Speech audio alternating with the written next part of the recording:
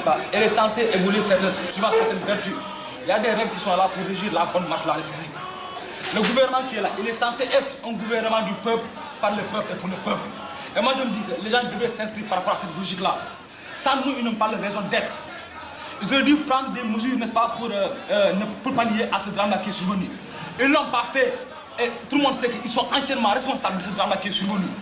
Ils ont attendu jusqu'à ce qu'il y ait eu mort d'homme pour prétendre prendre, n'est-ce pas, des mesures. Ça ne peut pas l'accepter. Est-ce que là, ça fait pas on veut le camion là, tout simplement. Pour faire quoi? Non, mais attendez. Vous demandez parler aux gens.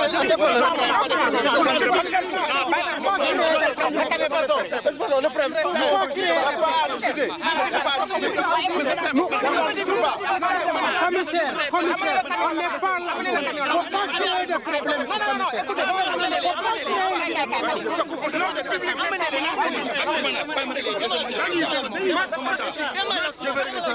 Je vais régler ça. Moi, je il n'y a pas de menace. Marche pacifique. Il n'y a pas de pierre, il n'y a rien. Camion, c'est pas ici. Non.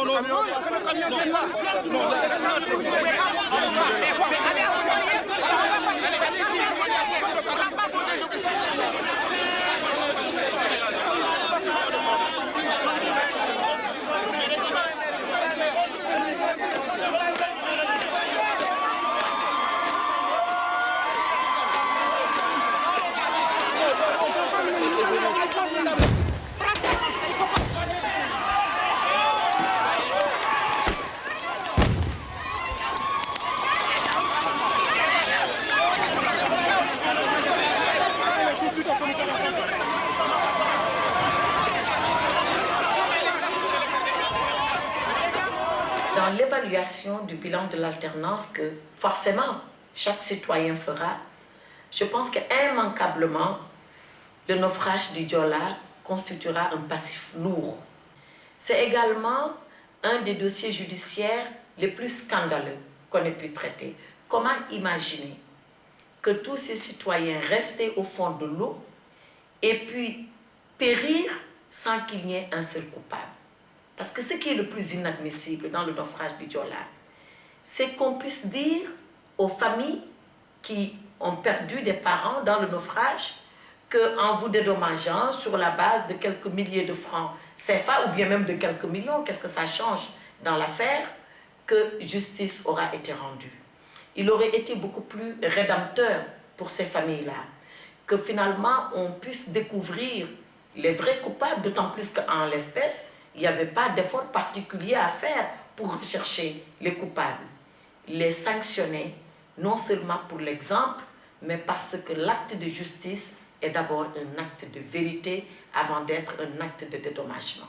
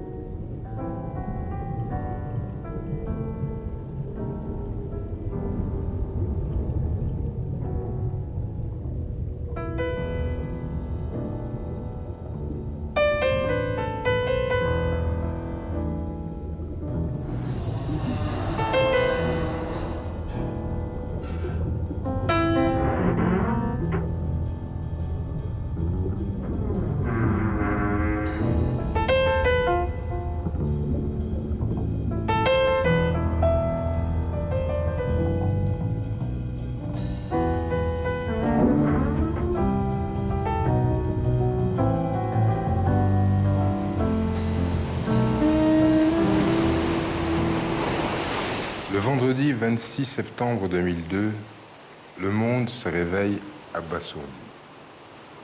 Le naufrage du Joola, pire que celui du Titanic, est l'une des plus grandes catastrophes humaines de la navigation maritime. Au moins 1863 personnes, hommes, femmes, enfants, d'abord victimes de l'incurie politique.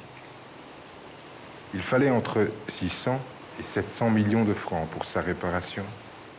L'État lui affecte 250 millions prélevés sur le fonds routier où, pourtant sans sourciller, il a puisé plus de 10 milliards pour solder une partie des dépenses engagées dans la révision de l'avion présidentiel. 250 millions pour le Joola dont l'importance est vitale pour le pays. Plus de 19 milliards pour permettre à monsieur le président de la République de faire le tour du monde dans un avion de luxe. S'il y en a un qui doit se regarder dans les yeux, c'est bien lui. Les ministres renvoyés font aujourd'hui ripaille dans les dédales du pouvoir. Il est vrai que la démission de Wade elle-même n'aurait pas apaisé notre peine. Aujourd'hui, les dépouilles des victimes reposent à jamais dans les profondeurs de l'océan. L'arnaque et la triche, la surenchère et les magouilles, le mensonge et la ruse populiste avec les citoyens, il n'y a là aucune fatalité. Cette tragédie est la conséquence de manquements et de fautes professionnelles graves, mais elle est surtout la conséquence d'un choix politique. La responsabilité de l'État est établie.